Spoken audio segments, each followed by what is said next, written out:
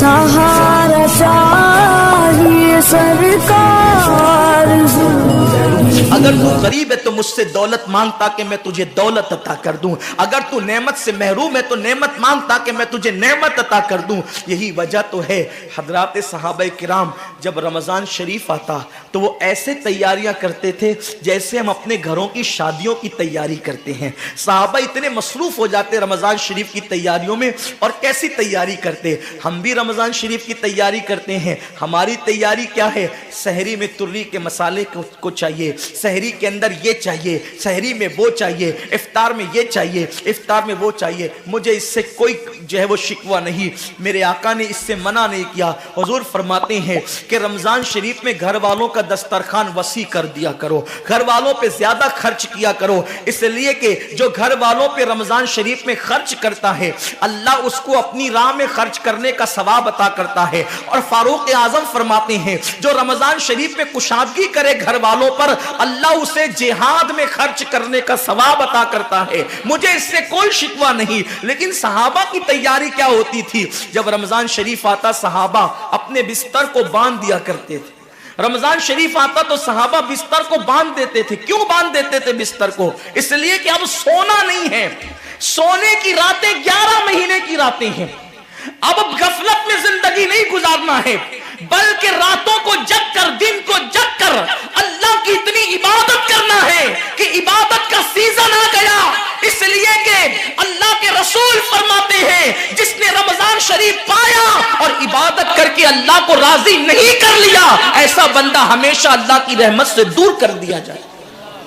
इसलिए सहाबा रमजान शरीफ की तैयारी करते थे, बिस्तर बांध देते थे। और अपना मामूल क्या है, जो फजर में सोएंगे तो वो असर में उठेंगे, रात भर जागेंगे क्रिकेट खेलते हुए, रात भर जागेंगे गलियों में घूमते हुए। मेरे आका सल्लल्लाहु अलैहि वसल्लम के दीवानों, बहुत कीमती वक्त आ रहा है, बहुत कीमती महीना आ रहा है। ये वो महीना है जो जहन्नमियों को जन्नती बनाता है। आका करीम सल्लल्लाहु अलैहि वसल्लम फरमाते हैं हर इफ्तार के वक्त अल्लाह 60,000 ऐसे जहन्नमियों को जहन्नम से आज़ाद करके जन्नती बनाता है जिनका जहन्नमी होना वाजिब हो गया था। और एक मकाम पे फरमाते 5 लाख जहन्नमियों को हर इफ्तार के वक्त जहन्नम से आज़ाद किया जाता है। और इसी पे बस नहीं, हुजूर फरमाते हैं जब शबे जुमा आती है माह रमज़ान की, जुमेरात का सूरज गुरूब होता है, तो जुमा का सूरज गुरूब होने से पहले पहले तक हर सेकंड में 5-5 लाख जहन्नमियों को जहन्नम से आज़ाद किया जाता है। और जब जुमा का आखिरी वक्त आता है, आखिरी साअत आती है, मेरे करीम आका फरमाते हैं जुमेरात का सूरज गुरूब होने से लेकर जुमा का सूरज गुरूब होने तक हर लम्हे में जो 5-5 लाख को आज़ाद किया गया था, अब आखिरी सेकंड में जो गुरूब का वक्त होता है, जितने आज़ाद किए गए थे उतनों की तादाद के बराबर उस आखिरी साअत के अंदर अल्लाह अपने जहन्नमी बंदों को जहन्नम से आजाद कर देता है। कितना कीमती वक्त होता है, इफ्तार का वक्त कितना कीमती है, सहरी का वक्त कितना कीमती है। लेकिन उस वक्त भी हम कहां लगे होते। अब तो लोगों ने टीवी चैनलों पर प्रोग्रामात शुरू कर दिए, दीनी प्रोग्रामात। मुझे दीनी प्रोग्रामात अगर टीवी पे नश्र होते हैं तो उससे कोई इख्तिलाफ नहीं है, लेकिन आपसे ये अर्ज करना चाहता हूं कि दीन सीखने का भी कोई वक्त होता है। अगर आप सहरी के कीमती लम्हात में टीवी का मुंह पकड़कर बैठे हैं तो आप दुआ कब करेंगे? इफ्तार के वक्त आप व्हाट्सएप पर लगे हैं तो अल्लाह से मांगेंगे कब? सारी जिंदगी सिसकियां ले रहे हो, सारी जिंदगी तड़प रहे हो, और जब मांगने का वक्त आता है, मुसीबतों से निजात तलब करने का वक्त आता है, हम कहां कहां टाइम ज़ाया करते। हजरत सैयदा उम्मे हानी रदी अल्लाह ताला अन्हा फरमाती हैं कि मैंने अपने करीम आका सल्लल्लाहु अलैहि वसल्लम से सुना, अल्लाह के रसूल सल्लल्लाहु अलैहि वसल्लम ने फरमाया उस वक्त तक मेरी उम्मत जलील नहीं होगी, उस वक्त तक मेरी उम्मत रुस्वा नहीं होगी जब तक वो माह रमज़ान का एहतराम करती रहेगी।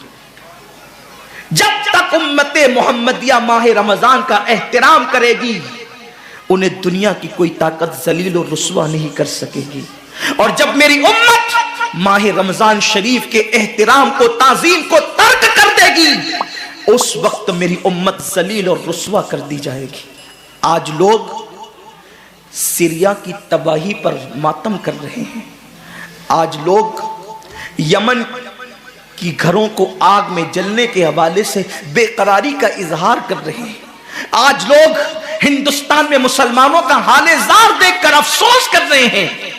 بڑے بڑے اسکالر مفکرانہ تقریر کرتے ہیں امت کا حال کیا ہے, امت کا حال کیا ہے, امت ذلیل کیوں ہو رہی ہے, امت رسوا کیوں ہو رہی ہے.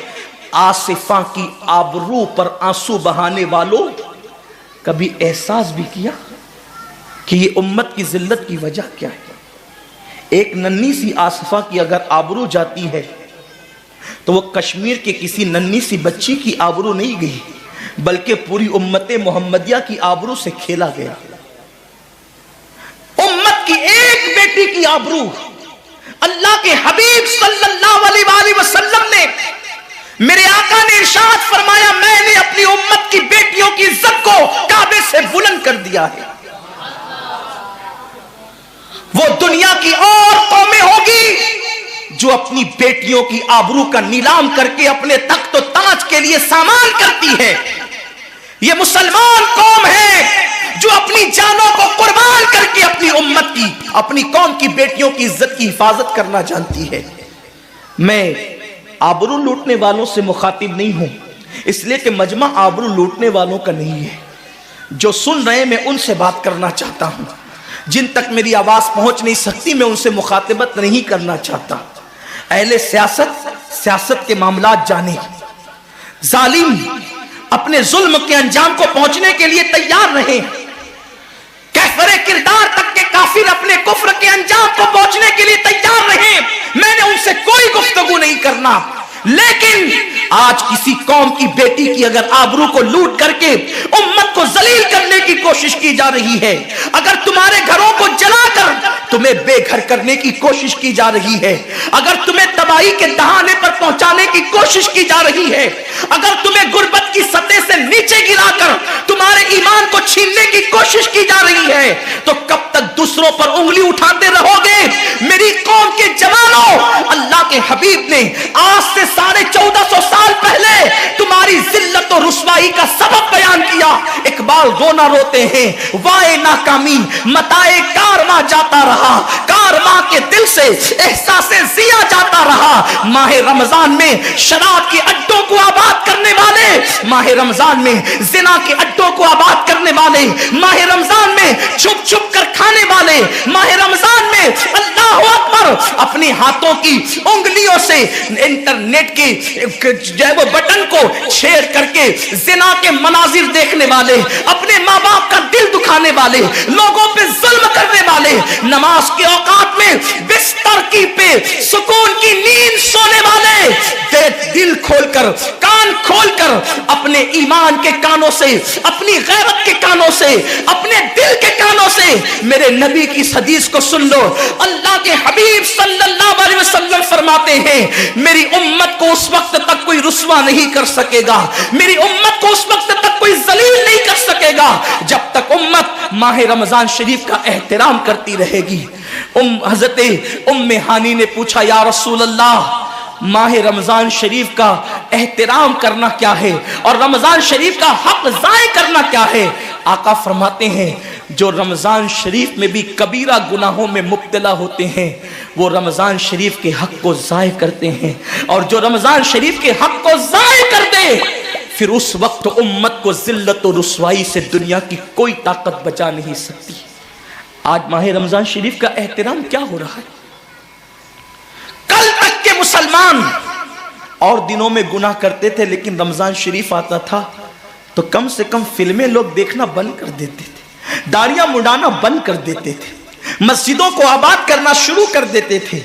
اب تو لوگ کس قدر بے باک ہو گئے, کس قدر نڈر ہو گئے کہ رمضان شریف میں بھی لوگ اپنے آپ کو گناہوں سے نہیں روکتے, بلکہ میری قوم کا جوان بڑے دھڑلے سے کہتا ہے, یار اپنے سے روزہ نہیں رکھا جاتا اس لیے کہ ہمیں تو گٹکے کی عادت ہے, ہمیں تو پان کی عادت ہے, ہمیں تو سگریٹ کی عادت ہے. شرم کرو, شرم کرو. نبی کے نام پہ جان قربان کرنے کی بات کرنے والوں, جو نبی کے نام پر 12-16 گھنٹے بھوکے اور پیاسے نہ رہ سکے, وہ نبی کے نام پہ جان کیا قربان کر سکتے؟ اور جب سے تم نے احترام رمضان المبارک ترک جا. تمہاری آبرو کو لوگوں نے کھیل بنا لیا, اور اب تو لوگوں کو احساس گناہ بھی نہیں رہا, احساس جرم بھی نہیں رہا. گناہ کے ساتھ اگر احساس گناہ انسان کی زندگی میں ہے تو انسان اپنے آپ کو گناہوں سے بچا لیتا ہے, لیکن اب ہمارے اندر احساس گناہ نہیں. اب تو ہم گناہ کو ہنر سمجھتے ہیں, اب تو ہم گناہوں کو فیشن سمجھتے ہیں. احساس گناہ کیا ہے؟ اگر انسان گنہگار ہو اور احساس گناہ بھی ہو تو وہ ایک نہ ایک دن سدھر جاتا ہے, وہ ایک نہ ایک دن سنور جاتا ہے. ہمارے پاس احساس گناہ ختم ہو گیا. آئیے بتاؤں احساس گناہ کتنی قیمتی چیز ہے. رمضان شریف میں کھا رہے ہیں, پی رہے ہیں, بلکہ مسلمانوں کی ہوٹلیں بند ہے تو غیر مسلموں کی ہوٹلوں میں کھا رہے ہیں, چھپ چھپ کر گھروں میں کھا رہے ہیں. لوگوں سے چھپ کر کھانے والوں, جو تیرا کچھ نہیں بگاڑ سکتا تو اس انسان سے چھپ کر کے کھا رہا ہے. جو خدا تجھے سزا دے گا کیا تو اس کی نگاہوں سے بھی چھپ سکتا ہے؟ اور روزے بھی کیا روزے رہ گئے, اب تو روزے بھی رسم بن گئے. جو روزے رکھتے ہیں رمضان شریف میں ان کو روزہ رکھنے کی عادت ہے, وہ روزے کو عبادت نہیں سمجھتے. جو روزہ عادت بن جائے وہ نجات نہیں دلا سکتا, جو روزہ عبادت بن جائے وہ نجات دلا سکتا.